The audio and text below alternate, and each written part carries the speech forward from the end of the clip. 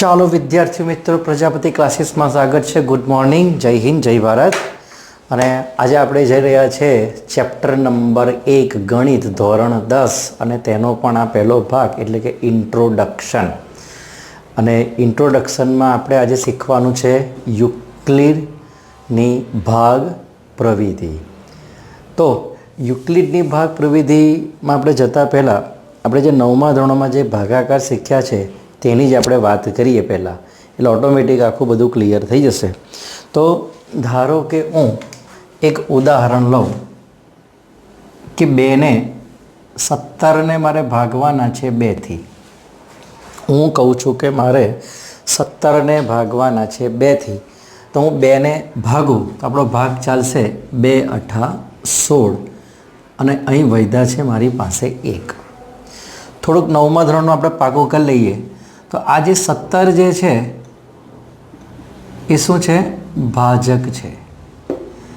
અરે એ છે ભાજ્ય. 2 જે છે એને આપણે કહીશું ભાજક. ઉપર જે વધ્યું એને કહીશું ભાગફળ અને નીચે મને મળે છે એ શું છે? શેષ છે. ચાલો, આ એક ક્લિયર થઈ ગયું કે ભાજ્ય, ભાજક, ભાગફળ અને શેષ. અને આ જ વસ્તુ તમારે જે પ્રકરણ 2 છે એ માટે આપણે રિપીટ કરી જ ગયા છે, એટલે આ ફરી પાછું રિપીટેશન જ થાય છે. તો હું ધારો કે આ જો મારે 17ને જો મારે લખવા છે તો 17 બરાબર શું લખાશે કે ભાઈ આ બંનેનો ગુણાકાર 2 × 8 અને એમાં ઉમેરવાની છે શેષ. એટલે 8 × 16 વત્તા 1 આ શેષ છે. આ શું છે? શેષ છે. આ શું છે? ભાગફળ છે. આ શું છે? ભાજક છે. આ શું છે? ભાજ્ય છે. એટલે આપણું લક્ષ્ય છે આવું કે ભાજ્ય બરાબર ભાજક ગુણ્યા ભાગફળ વત્તા શેષ. આટલું તો તમને આવડે જ છે ને. આપણે કહેતા હતા પહેલાંમાં કે ભાઈ બીજા ચેપ્ટરમાં px પસા પીજી ક્यों रो रहा है. હું આ બીજા ચેપ્ટરની વાત કરું છું. તો ભાજ્ય બરાબર ભાજ્ય ગુણ્યા ભાગફળ વત્તા શેષ ના આવડવું હોય તો અહીંયા પણ છે આપણી પાસે કે આ રકમને ભાગવાની છે, 2થી ભાગવાની છે, ભાગફળ ચાલ્યું છે 8 અને શેષ વધી છે 1. જો મારે લખવું હોય તો 17 બરાબર 2 × 8 વત્તા 1 લખું અને એને જ આપણે નીચે બધા એના જે મૂળ પદો છે એના માટે આપણે લખ્યું છે. એટલે કે ભાજ્ય બરાબર ભાજ્ય ગુણ્યા ભાગફળ વત્તા શેષ. બસ આ જ યુક્લિડની ભાગ પ્રવિધિ છે. જ્યાં તમારું પહેલું જે પૂર્વ પ્રમેય છે બસ આની પર જ છે, નવું બીજું કશું જ નથી. બરાબર. તો અહીંયા હવે આપણે યુક્લિડનું જે ભાગાકારનું પૂર્વ પ્રમેય આપ્યું છે તમારે આને સમજવાનું છે, ફક્ત સમજવાનું છે, અને ગોખવાની વાત નહીં કરે કે આમાં શું આવે છે. બરાબર. તો આપેલ ધન પૂર્ણાંકો a અને b, મારી પાસે એક ધન પૂર્ણાંક છે 17, એ બની ગયો આપણો a. બરાબર. મારી પાસે છે આ ધન પૂર્ણાંક 17, તો એ બની ગયો આપણો a. બરાબર. અને b એટલે આપણો ભાજક બની ગયો b. ને સંગત અનન્ય પૂર્ણાંકો q અને r. q એટલે ભાગફળ, q એટલે ભાગફળ અને r એટલે શેષ, r એટલે શેષ. બસ આને આવી રીતે જ ગોઠવ્યું છે અહીંયા. તો જ્યારે કોઈ હું 2 ભાગાકારનું આપણે કામ કરીએ તો મને ભાગફળ મળશે અને શેષ મળશે. બરાબર. તો ભાજ્ય તરીકે હું લખું છું a, ભાજક જે છે એ છે b, ભાગફળ છે એ q અને શેષ મને મળે છે r. તો અહીંયા આ યુક્લિડનો જે ભાગાકારનો પૂર્વ પ્રમેય છે એ આપણી ભાગ પ્રવિધિ છે અને એને પણ કહેવાય છે યુક્લિડની ભાગ પ્રવિધિ.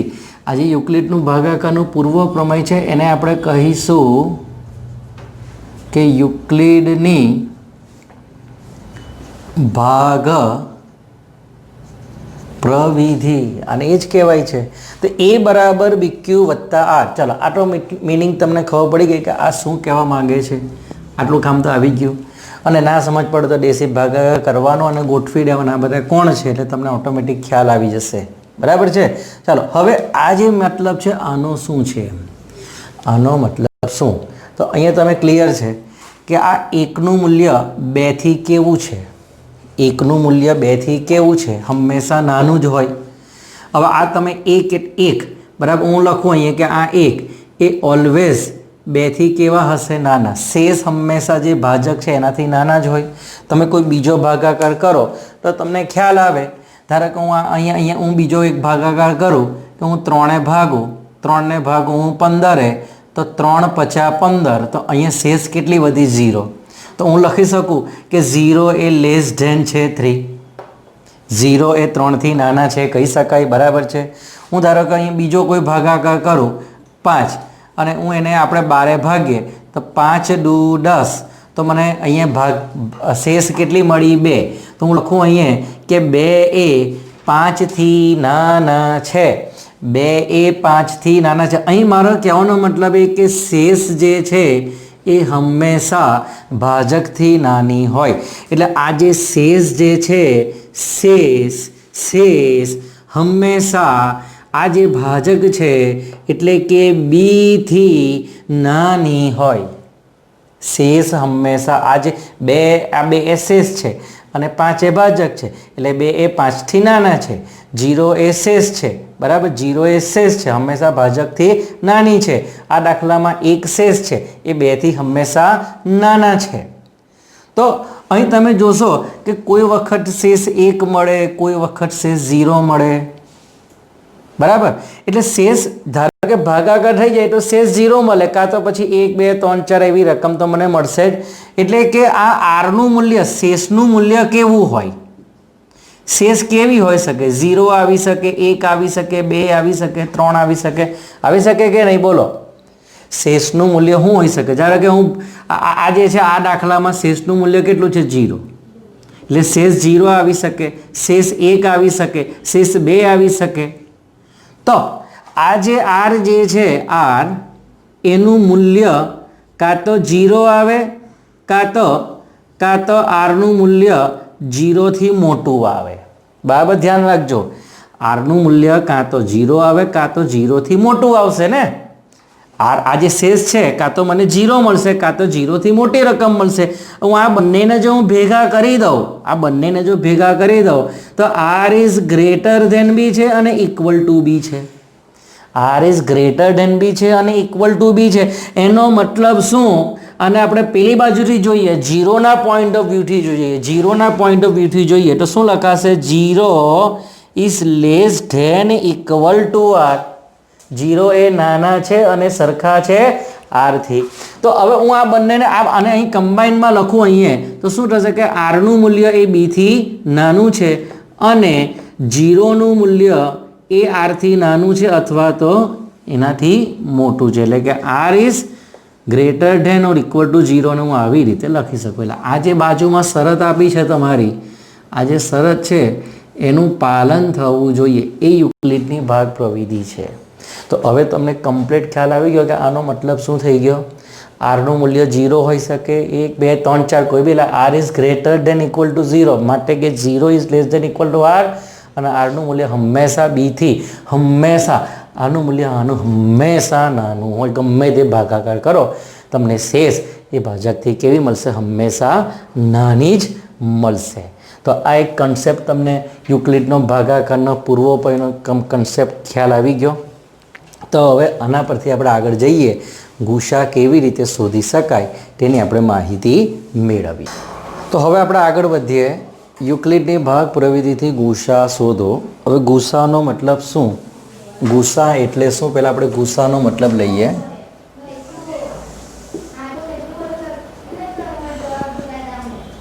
गुरुत्तम सामान्य अवयव। गुरुत्तम सामान्य अवयव એટલે સામાન્ય અવયવ તો લેવાનો જ છે, પણ એ પણ કેવો? વધારેમાં વધારે, મોટામાં મોટો હોય તે। તો આપણે પહેલાં જે અત્યાર સુધી આપણે શીખ્યા છે ગુસા આગલા ધોરણોમાં એનો જ ઉપયોગ કરીએ, પછી આપણે ભાગ પ્રવિધિમાં જઈએ। એક આપણે સામાન્ય રીત લઈએ। આપણે કઈ રીતે શીખેલા તો કે ભાઈ 20ના ભાગલા પાડું. 20ના ભાગલા પાડવા માટે 2 ભાગે તો 10, 2 ભાગે તો 5, 5 એકા 5. ચાલો હું 24ના ભાગલા પાડું તો 2 ભાગે તો 12 દુ 24, 2 છંગ 12, 2 તાલી 6 અને 3 એકા 3. તો અહીંયા ગાડી 20ના અવયવો બોલું છું કે આ જ્યારે આપણે એને ગુણાકાર સ્વરૂપમાં મેળવ્યા તો મને અવયવ મળે છે એટલે કે 2 ગુણ્યા 2 ગુણ્યા 5. ચાલો એવી રીતે હું 24ના અવયવ મેળવું તો મને શું મળ્યા છે 2 ગુણ્યા 2 ગુણ્યા 2 એટલે કે 8 તાલી 24, 2 ગુણ્યા 2 ગુણ્યા 2 ગુણ્યા 3. ચાલો હવે મારે શોધવાનું છે ગુસા એટલે પહેલાં તો આને ગુરુત્તમ શબ્દ કાઢ નાખું તો સામાન્ય શું છે તો સામાન્ય શું છે આપણી પાસે 2 ગુણ્યા 2 અને 2 ગુણ્યા 2 બરાબર. આ સામાન્ય છે, આની અંદર પણ આ સામાન્ય છે, આની અંદર પણ આ સામાન્ય છે. તો હવે આ સામાન્ય શું નીકળ્યું મારી પાસે 2 ગુણ્યા 2 અને એનો ગુણાકાર કેટલો થશે 4. ચાલો તો હવે અહીંયા જ્યારે હું સામાન્ય કર્યું આનાથી મોટું બીજું કંઈ સામાન્ય નીકળશે? પૂછું છું તમને કે આ 4થી કોઈ મોટી રકમ છે કે બંનેમાં કોમન હોય છે? તમે વિચારો કે અહીંયા આપણે લઈએ તો કે ભાઈ 4 25 અને 4 છંગ 24 બરાબર. તો બંનેમાં કોમન હોય એવી રકમ 4. હવે એનાથી મોટી બીજી કોઈ રકમ ખરી? હા નાની ખરી. ભાઈ 2 કોમન કાઢું હું ધારો કે તો કે ભાઈ 10 દુ 20, 2 કોમન કાઢું તો કે 12. આ 2 કોમન છે, 2 સામાન્ય છે પણ 2 આ બંનેમાં મોટા નથી કારણ કે મોટા તો કોણ છે આપણી પાસે 4 છે. એટલે 4ને શું કહીશું ગુરુત્તમ સામાન્ય અવયવ એટલે કે ગુસા. એટલે આ શું છે આપણી પાસે ગુરુત્તમ સામાન્ય અવયવ. અવયવ એટલે કે આપણે જે એના ભાગલા પાડીએ છીએ ગુણાકાર સ્વરૂપે દર્શાવીએ સંખ્યાને એને શું કહેવાય છે અવયવ. ધારો કે હું એવું કહું કે ભાઈ 12ના અવયવ શું તો કે ભાઈ 2 દુ 4 તાલી 12 બરાબર. એટલે કે આ જે રકમો છે એ 12ના શું થઈ ગયા અવયવ. અને 12ના અવયવો કયા કયા હોઈ શકે આપણે આગળ શીખી ગયા છે કે ભાઈ જે રકમ વડે 12 ભગાતા હોય ધારો કે 1 વડે ભગાય, 2 વડે ભગાય, 3 વડે ભગાય, 4 વડે ભગાય, 6 વડે ભગાય અને 12 વડે ભગાય. તો આ પણ 12ના બધા અવયવો કહેવાય. પણ આપણે અવયવ સ્વરૂપે લખવાના છે તો 2 ગુણ્યા 2 ગુણ્યા 3 એટલે આમાંથી કોઈ બી રકમ હશે તે આને આપણે અવયવ એના કહી શકાય છે. ચાલો તો હવે અહીંયા આપણે સામાન્ય રીત શીખી ગયા.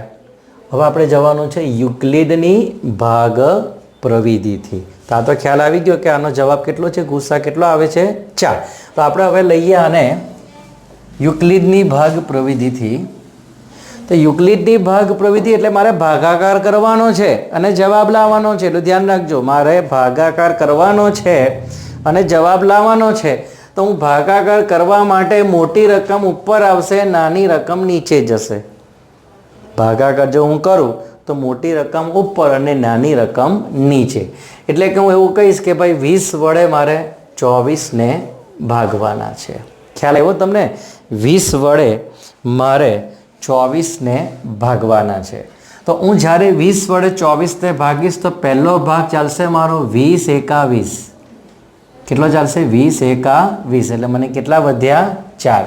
અહીં ફરીથી ચેક કરી લો આનું મૂલ્ય આનાથી હંમેશા ઓછું જ રહેશે. એટલે કે અહીંયા એક તો પહેલાં જે મોટી રકમ છે એટલે હું નક્કી કરું કે ભાઈ 24 ઇઝ ગ્રેટર ધેન 20 છે. એટલો મતલબ કે મારે 20થી ભાગવાના છે અને હું 20થી ભાગીશ. કોને ભાગીશ હું 24ને. જોજો હા હું 24ને ભાગીશ અને 24ને ભાગીશ આ 24 છે, પેલી બાજુ 20 છે એટલે આ એ છે બી ક્યુ. આપણે આ સ્વરૂપમાં લખવાનું છે એ બરાબર બી ક્યુ વત્તા આને યુક્લિડની ભાગ પ્રવિધિ કહી છે. આપણે આગળ કહી ગયા છે મારે આ ફોર્મમાં લખવાનું છે, આ સ્વરૂપમાં લખવાનું છે. તો મારો બી કોણ થયો? બી એટલે ભાજક થયો. બી એટલે ભાજક થયો એટલે મારે લખવાના શું પડશે અહીંયા 20. એનો ભાગફળ કયું છે ઉપર કયા કોનાથી ભાગ ચાલ્યો આપણે 1 અને શેષ શું મળી મને 4. શેષ શું મળી મને 4. ચાલો હવે આગળ આપણે ચલાવીએ ભાગ કે હવે આ જે છે 4 વડે મારે ભાગવાના, જે શેષ વધે એનાથી ભાગવાના કોને? 20 ને. એટલે કે આ જે શેષ મળી એને ભાજકને મારે ભાગવાના છે. એટલે કે હવે મારે અહીં લખવા પડશે 20. હું ભાગીશ 4 વડે, તો 4 પંચા 20, એટલે શેષ મને શું મળી? 0. એટલે હું લખું અહીંયા કે 4 ગુણ્યા 5 વત્તા શેષ મને કેટલી મળે છે? 0. હવે અહીંથી આપણું આગળનું સ્ટેપ જવાનું નથી. એટલે જેવું તમારી શેષ 0 આવી જાય, જો હું બોલું છું શેષ જ્યારે મને 0 મળશે ત્યારે તમારો ભાજક જે છે છેલ્લો ભાગાકાર જે કર્યો એ તમારો ગુસા, બરાબર? હું બોલું છું એટલે કે હવે અંતિમ શેષ કેટલી છે આની? અંતિમ શેષ 0 હોવાથી મને ગુસા મળે છે કોનો? 20 અને 24નો ગુસા કેટલો મળે છે? 4.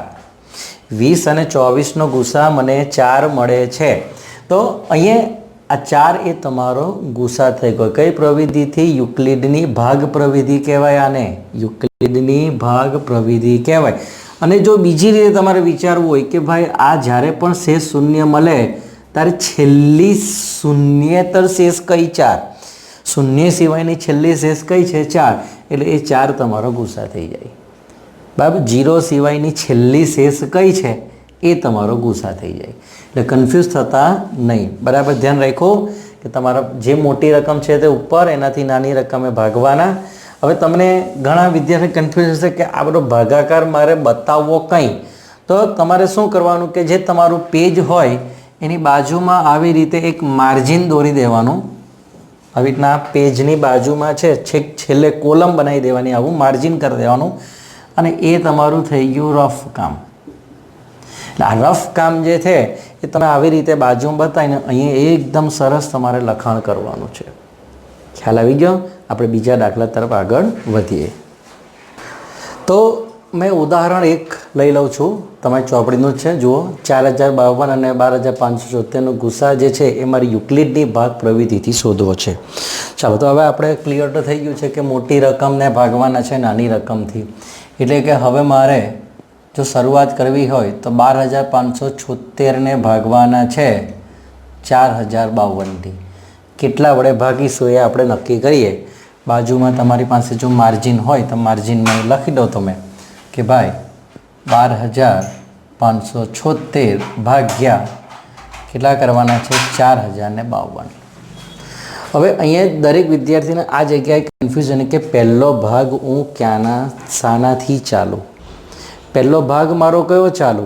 તો જેથી હું આરામથી આનો ભાગાકાર કરી શકું. તો આપણે જો આને લગભગ છે ને રાઉન્ડ ફિગરમાં ફેરવી કાઢીએ. આપણે રાઉન્ડ ફિગર એટલે કે ભાઈ બધા આંકડા કાઢી નાખે એટલે કે ભાઈ આ 4000 થઈ ગયું, પેલું 12000 આશરે એમ. તો અહીંયા સ્વાભાવિક છે કે 4 તાલી 12 એટલે 4000 ગુણ્યા 3 કરું તો 12000 થાય. એટલે એક મને ભાગફળ શાનાથી ચાલવાનું છે તે મને એક આઈડિયા આવે. હવે જો હું અહીંયા ગુણ્યા 4 કરું તો 4 ચોકું 16000 થઈ જશે. હું અહીંયા કરું તો કે ભાઈ 4 દુ 8000 થઈ જશે. એટલે નક્કી કરવાનું આશરે કે ભાઈ આશરે કઈ રીતે આવશે. એટલે આને આપણે 4000 ગુણ્યા 3 કરીએ, બરાબર? તો હું 3 ધારો કે ભાગ ચાલુ તો શું આવશે? 3 દુ 6, 5 તાલી 15 અને 4 તાલી 12 એટલે 12156. 12156. ચાલો, આની હું બાદબાકી મેળવું તો શું થાય? 6 માંથી 6 જાય તો 0, 7 માંથી 5 જાય તો 2, 5 માંથી 1 જાય તો 4. એટલે મને કેટલું ભાગ શેષ કેટલી મળી? 420. ચેક કરજો, આ ઓલવેઝ ઇઝ લેસ ધેન, આનાથી ઓછું જશે. તો અહીંયા હું 3 ભાગ ચાલુ છું તો મને શેષ મળે છે 420. હવે શું નક્કી કરેલું આપણે કે આ જે ભાજક હતો એને ભાગવાના છે મારે હવે. એટલે કે 4052ને શાનાથી ભાગવાના છે? 420થી. ચાલો, 420થી હું 4052ને હું ભાગું, બરાબર? 4052ને હું ભાગું. ચાલો, આ જે આપણે ધારો કે રાઉન્ડ ફિગર થઈ ગઈ 400 અને પેલી પણ કેટલી છે? 4000. એટલે હવે જોશો અહીંયા તમે કે 4000 ગુણ્યા 10, બરાબર? તો 4000 થશે 10 ચાલુ. તો હવે અહીંયા તમે વિચાર કરજો, હું અહીંયા 10 ગુણું 420 ને જો હું 10 ગુણું તો શું થઈ જશે 4200. તો આનાથી મોટી રકમ થઈ ગઈ. એટલે હવે એના આગલું ભાગફળ આપણે ચાલીએ 9થી. એટલે ધારો કે હું આને 9 ગુણું 420 ગુણ્યા 9 તો 0 ગુણ્યા 9 0, 9 દુ 18 8, વધી પડી 1, 9 ચોકું 36 ને 1 37. એટલે મારો ભાગ શાનાથી ચાલશે હવે 9થી. એટલે અહીંયા આ જ છે કન્ફ્યુઝન કે મારે ભાગ શાનાથી ચાલવો એ વિદ્યાર્થીના માઇન્ડથી વિચારતા જ નથી, બરાબર. એટલે હવે ત્યારે ટ્રાય કરો, ટ્રાય. ચાલો તો એટલે કેટલા હતા આપણે ગુણાકાર લખવાના રહી ગયા અહીંયા. ચાલો 420 ગુણ્યા 9, 9 દુ 18 8, વધી પડી 9 ચોકું 36 ને 1 37. ચાલે કે 9 ભાગ ચાલુ તો 37 80થી મારે અહીંયા બાદ કરવાના છે અંદરથી. તો 2 માંથી 0 જાય તો 2. ચાલો ભાગ અહીંયા 4 પાછી 3, અહીંયા 10 અને 9 અને અહીં 10. 15 માંથી 8 જાય તો 7, 9 માંથી 7 જાય તો 2. એટલે કેટલા વધ્યા 272. તો હવે મારે લખવાનું શું છે જુઓ, 4052 ને ભાગવાના છે 4052.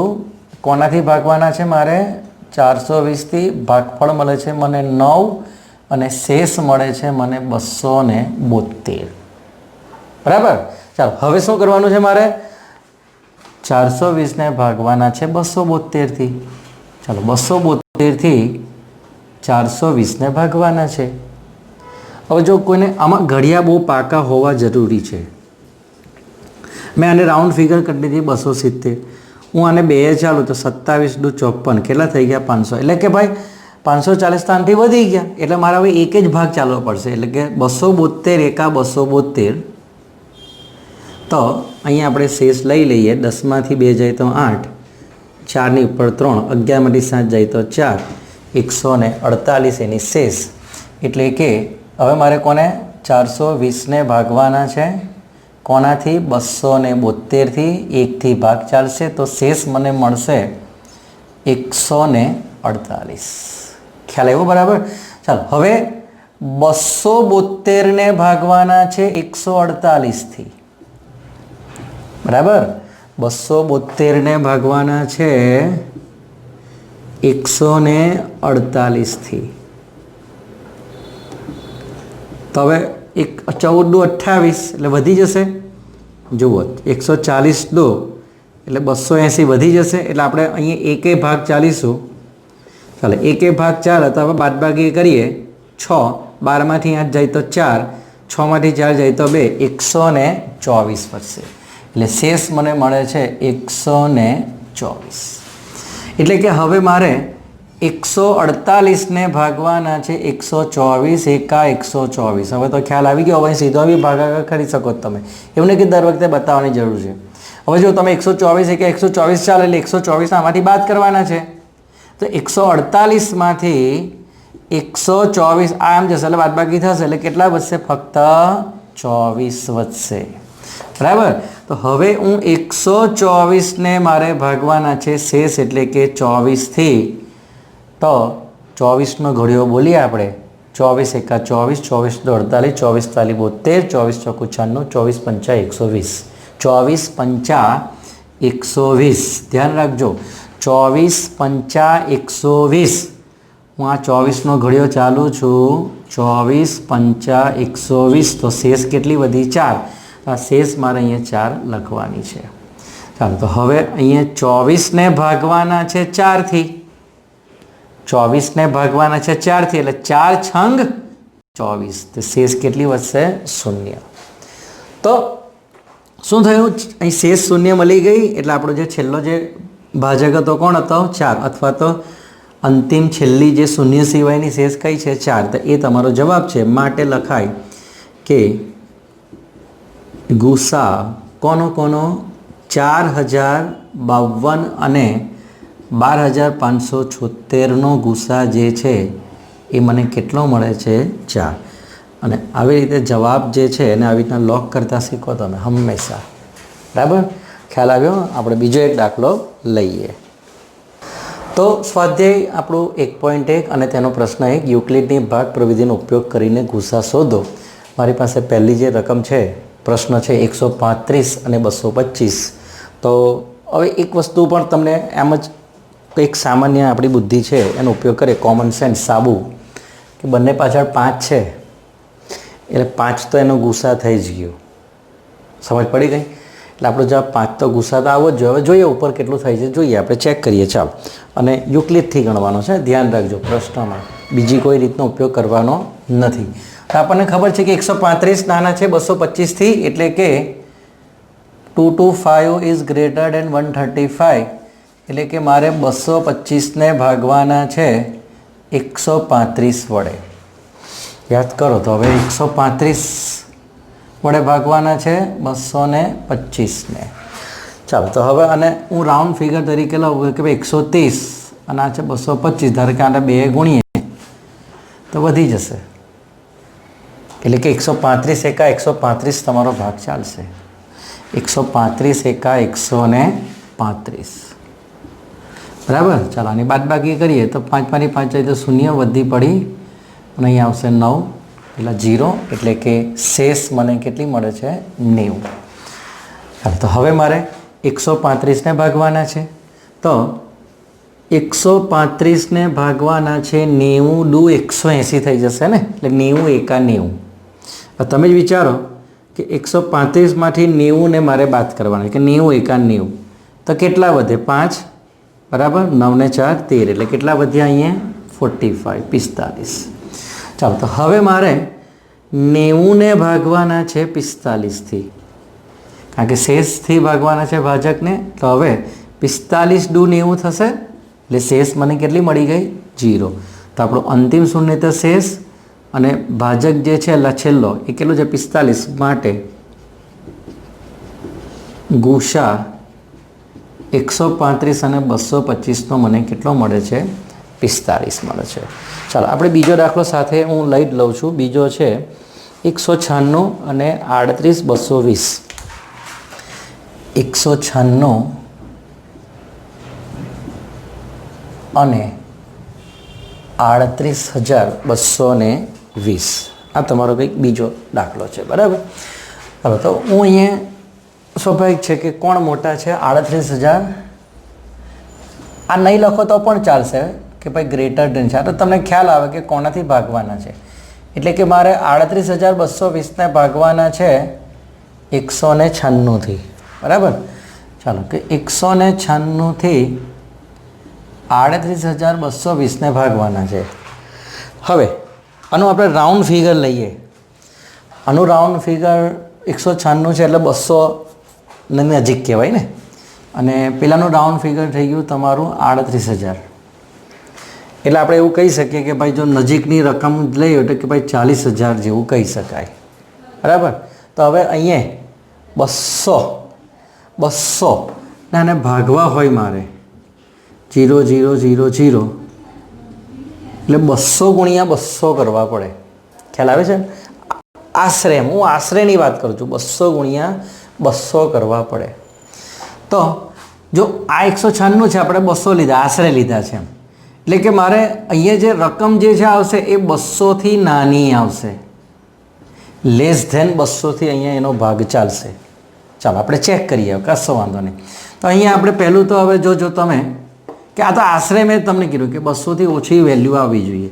ચાલો, હવે હું અહીંયા છે 19 દુ 38 થશે, 196 દુ કરું તો 6 દુ 12 2 વધી પડી 1, 9 દુ 18 ને 1909 વધી પડી 1, 1 દુ 2 ને 1 3, તો વધી ગયા.